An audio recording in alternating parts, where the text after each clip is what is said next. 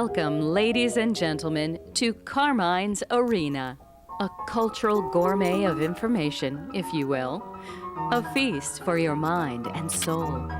And now, without further delay, the man, the myth, the maestro, Carmine Arena. Greetings and welcome once again to Carmine's Arena, site of contest and conflict, venue for and of resolution. Resolution in terms of focus, remedy, and commitment, both yours and mine, to the preservation, the propagation, and the celebration of Western civilization. When last we met, I discussed human innateness, an incalculable biological gift all too carelessly squandered and consigned to the black holes of our being. That quantity of being and meanings ever shy of the human sum, and the light of its matchless authority in authoring reality's script. A script to peek into and ponder, then to probe and to live by, and authentic script, not free of, but free from politics and pose. Politics and pose which congeal meanings to conceal mischief, designed to wipe out the power of judging rightly, and yes, living righteously. Against this, reality's script, somewhat like Scripture itself, also has its instructive and productive precepts, which one does well to ingest, digest, and assimilate while on life's journey to uncovering and self-discovering the ever-governing nature of one's innateness, one's natural ability meant to be kept intact. Recently, I experienced an oracular moment. A light bulb over the head moment.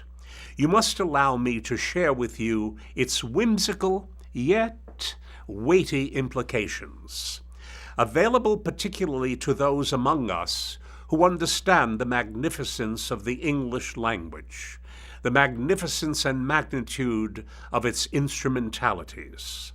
For it especially alerts the English language devotees, such as it did yours truly, to the spells and spelling of evil, its very own nasty self.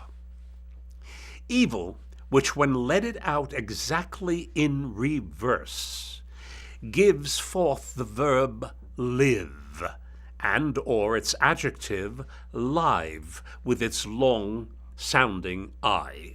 Thus evil and its incestuously misbegotten relative, error, give living itself something upon which to meditate far more seriously than is our general habit. Now please continue to listen carefully, for spelling is obviously keyed and relevant to writing.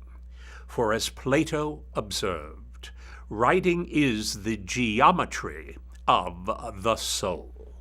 Ergo, if evil written backwards has its angles to mess with, evil turned inside out also contain and sustain bold hints, since inside out evil rearranges itself anagrammatically to veil and or vile, the veil, veil beneath which the vile error of self-deception lies.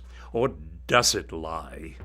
Man's sham sans shame, lending evil its tyrannical reign. Yes, I solemnly caution and ask that you seriously ponder these my whimsical yet weighty insights. Look below and beyond the surface of things, tearing away at evil's very own veil. Do not be at all surprised when what is revealed is a vile, grinning, terrifying mask, a mask bearing a terrifying, inescapable resemblance to one's terrified self. And what I also oracularly deciphered is that terror, in its anxious and greedy turn, fits error to a T. So there you have both life and limb spelt out for the interim, soon to make us all pilgrims in dire search of life's linchpin, a linchpin that keeps all our wheels together as we roll through existence, all too careless to avoid its potholes while steering towards rigmarole. Let us together examine and re-examine the mischief of said rigmarole, and perhaps pave byways that are not subject to change in the weather, that man-made weather, which feather-tether our better angels. As the great dramatist Chekhov reminds us, to make man better requires that you show him who he is.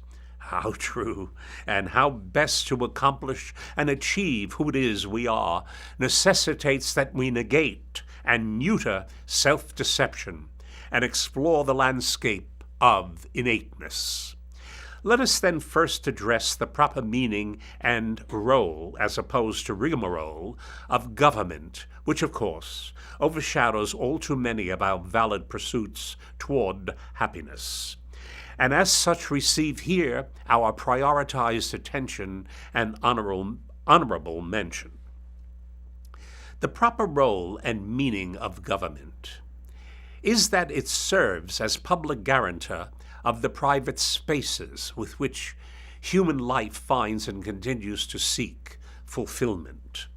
This immutable proposition, proven by the geometry of man's soul, found in our Constitution, becomes our sharing together the American ideal renowned the world over as America's exceptionalism, that immigrant's highway to the American dream.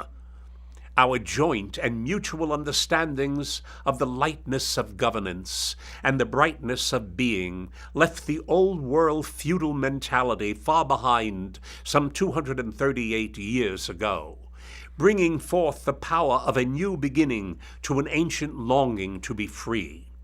This quite natural and innocent longing had the power of a naked child, powerful in its own gentleness. And no matter its lineage, its class, it enlarges our collective focus and magnetizes our pledge to see the child of our republic unto its maturity and majority, and to the genuine fulfillment of its inborn, wholly human innateness redeemed in aptitudes, intact aptitudes, decoupled from self-deceiving attitudes, struck to access not freedom, but freedom's evil enemy, that enemy being license, a lying sense, if you will, antithetical to truth-seeking's legitimate impulse and drive. A deconstruction of freedom, in fact, a deconstruction of our humanity in order to excuse our inanity. For in today's political climate, inclement and polluted, superlatives like American exceptionalism are cheapened and degraded by snickering cynics who desperately long to liberate themselves from the burden of ideals, all in the vague and vagrant hope of what is repeatedly called empowerment, that honeyed euphemism of license with which to bait the guilt-induced establishment into torpor and dormancy, and whilst dormant, bringing said establishment into the human bondage of mediocrity, suboptimal standards sponsored by unenlightened, unimaginative constructs which bear as much relationship to our innateness as fingerprints do to a pig's 2 front feet. Thus, to be sure, the cloying expressions of liberation and empowerment have caught the new normal lying sense of academicians and politicians who band together to champion the hidden evil of license, now ever more heavily veiled over the vile sponsorship and funding of the government plantation, lending feudalism an unexpected perpetuity, serfdom with perks for jerks, as it were. For to be noted is that the plantation mentality offers the licentious liberation and empowerment of single motherhood, commingled feminist sisterhood, and shingle-dingled ghetto neighborhoods to plantation moochers and pseudo-ethical dinglings, an abandonment of human innateness which, when otherwise redirected by man's moral compass, providentially prods the likes of our better angels, who are, at present, anesthetized by political correctness, incapable of responding to tickle nor tingle of error. Such be the evil of our era, its entitlement mentality criss-cringled to induce a deadly disconnect, the disincentive to work, soon after followed by the disincentive to think. To be led instead sleepwalking to the ballot box, we, Pandora's unboxed laughingstock, the government plantation's livestock, a livestock guaranteed never to stampede, but just continuing to seed generations of devotees, leading to and conceding to, yes, the jubilee of the liberal politicians' jamborees of comforties, ever shouting their whoopies with ghoulish glee. But where does that leave you and me? The good news is not as far out to sea as you might imagine. Innateness, our inborn longings and natural abilities, will bear the tide unwaveringly until we again find we have arrived back on the familiar shores of American exceptionalism, a shelter where false governance shall again be replaced by providence, rugged individualism, self-reliance, and the primal ambition to triumph and to contribute to the bounty and richness of one's life and the lives of our fellow men. Political correctness hectored and disinfected at last, exposed as the great impostor, the great instigator of class warfare with only one bald-faced premise: divide and conquer, and let the devil take the hindmost of what's left of unity, our stability, our sovereignty, our sanity. Yes, our sanity. Albeit I am personally optimistic about the results of liberal failure. It's had its Oval Office opportunity to neuter America for yet another 3 years, though I'm comfortably amused by the long faces forlornly worn by your average liberal who senses defeat at every turn. Their tantrums and bullhorns can't drown out the nagging but loving evidence to be found a whispering in reality's script, whose overriding theme reflects the genius of innateness as opposed to the liberals' debasement of our highest inborn traits, ever readied for radical infiltrates such as social justice. As is evident, social justice ain't at all sociable. To the contrary, notwithstanding, I'm delighted that the liberal ethos is finally seen as responsible for America's current pathos. We have awakened to its egregious failure as against its heady promises. Admittedly, its demise shall be slow, given its dull mechanics and sluggish agencies presently in place. But when this suboptimal life support system collapses, and liberalism is contextually comatose, we may retrieve its usage, that is to say, recover its proper and pristine and salutary employment. For minus the hot stale air, liberalism, allow me to remind the listener, liberalism is a philosophy which advocates for the freedom from rigid doctrines and authoritarianism, while presently its imposture, its fraud and deception curries to the tyrannical authority of big plantation governance, its dupes, dopes, and dummies being the zombie livestock earlier cited and currently shepherded by trained guides transformed to bureaucratic pets who know how to come to heel for Obama the abominable and Biden his siphon hyphen. So much for potholes, rigmarole, and Potemkin propaganda's habitual protocol. Best to be taken with large gulps of alcohol. After the hangover, let us together soberly endeavor to wander through liberal passages, or pastures I should say, though this time careful, to avoid running not into potholes, but stepping on anti-personnel mines, which are the planted bait designed less to kill, but instead to grossly maim its careless and or unsuspecting victims. For if once liberal bait gains access to one, it leaves quite memorable scars, ironically and most especially suffered by the very folks who made a minefield of the once beckoning pasture in the first place. A vivid case in point is the brilliant literary scholar whose mastery of Shakespeare alone should have made her suspicious of political minefields and hosts of attendant evils that follow to stalk human certainty. This woman not only helped set the liberal feminist trap, but refined its deadliness, as it turned out unwittingly, refined her error itself to a degree that left her clueless. Such is the ignorance of the learned born of careless and or addictive certainty overloaded with fraudulent factoids fraught with the foes of wisdom. Who is this woman? Who is this scholar, journalist, writer, and fully-fledged feminist who took wing in her book entitled The Female Eunuch, written in 1970?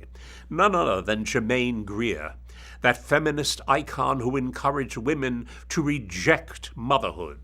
Well, in that once beckoning liberal pasture, self-baited, she paid the ultimate price. Yes, paid by many before and after she sadly announced this latter-day confession, and I quote, "I became desperate for a baby and have the medical bills to prove it. I still have dreams of being pregnant, waiting for something that will never happen." Germaine Greer forgot to be Germaine, that is to say, truly relevant, replacing her femininity with feminism, and thus putting her innateness on hold, innateness held in the unforgiving grip of misbegotten conviction until it's too late. The pastoral minefield called liberalism, as I said, does not kill but severely maims those who tread its advertised greener pastures ahead. Tread by heavy-footed feminists. Would that we had more time for me to share with you many other ex-feminist confessions. Their psychic scars and bitter outlook fill a book almost read. The Flip Side of Feminism by Suzanne Venker and the eminent Phyllis Schlafly. Verily, feminists can't help their edgy irritations. It is impossible when you're forever banging your overstuffed head against decorated walls and draping windows to keep the sun from rising and shedding light on arrogance and snarky smugness, wrapped and beribboned by certainty. Be advised that all liberal entitlement and empowerment seekers on or off the plantation are pigs in a pastry shop, the pastry shop of party politics, full of sound and fury, signifying nothing. And another glaring example of what I've been squawking about is the poli-sci fixture of fiction, who scribbles for the risible New York slime, Maureen Dowd by name, columnist ever endowed for calumny. She also wrote a book entitled Are Men Necessary? That's half the human race, Maureen. Permit me to quote her. Now that women don't need men to reproduce and refinance, the question is, will we keep you around? You know, said this paragon of love, we need you in the way we need ice cream. You'll be more ornamental, unquote. That I can pass to farce. Her inane fudge I'll nonetheless pass to leave you free to amuse alone upon her ornamental ice cream label for men. But hurry, before it melts of her lickin' promise ambitions, lost in whipped cream along with the cherry. Obviously, liberals like Maureen don't ever deign to engage in dialogue, but are heavily armed to otherwise inform. For when the left tells us that something is beyond question, that most often means that its investigation has been forbidden. Why, you may well ask, because it was untrue. At best, a half-truth, yet what can't be evaded is that a half-truth is a whole lie. Read an uber-liberal's book where he comes clean of whole lies. Read David Mamet's The Secret Knowledge, where he, with verbal scalpel, cuts into the left's anatomy, killing its ideals with death by 1,000 cuts. In the wee hours when Gloria Steinem's hair is really down, I know full well what the darkness wishes to share with her. A time where without light even her shadow, though unseen, yields voice, holding her to account for never reconciling her obvious aptitudes, misappropriated by admitted childhood dysfunction. A childhood where she, in sacrifice to her mother, became that afflicted woman's parent. Those painful moments traduced, yes, clearly betrayed, by attempting to transform all women into her mother, thereby subconsciously excusing her own. The career-steered feminist pioneers, much like the inglorious Steinem, believed that all families resemble their God-forsaken own. Whereas families, messy as they may be at times, when guided by a morality validated by tradition, look upon their family as an irreplaceable necessity which fuels their existence of ups and downs, fuels their existence with a fuel which rarely needs refinement, so unlike that rude crude which burns dirty, staining all remaining of secular progressive overheated disdaining, ever complaining. Next time, I shall address the feminist mannequin, its effects and defects, so utterly unlike the grace, pace, and taste possessed by the feminine case. The latter are the pillars of civilization. Their decline would be our decadence and doom. I've been extremely fortunate to have significant women in my evolving. They have turned me, a male, into I, a man. A man, perhaps God's first mistake, corrected by that afterthought, woman. But I mean woman, not a mannequin. That is to say, the feminist mannequin dressed in drag so as only to ape that first mistake. And now, dare I risk quoting a mere man. A Greek, however, bearing lofty gifts, Plato by name, whose innateness transcended gender-bender ornamentation. And I quote, "The wise talk because they have something to say. Fools because they have to say something." Unquote. I often ask myself, am I wise or am I a fool? My own ego's tool. Thus I pray. I pray a short prayer each day. God hasn't always time for my longer appeals. It goes like this. Mentor me, center me, oh, inventor me. There, we've arrived, and it's now that time to surmise, or summarize, I should say, perhaps both. Hence, I trust you've divined something of evil, veiled and vile, something of governance, good or bad, something of feminism on its bender to dismember gender. All this remember to tender, and till next we meet on TV or on the street, as is my treat, sans tweet. please, please, I appeal to you, keep the faith. If you have any comments or other remarks, and that I perhaps could even read on some of these broadcasts, please do not hesitate to write to me, Carmine Arena, P.O. Box 1029, Larchmont, New York 10538.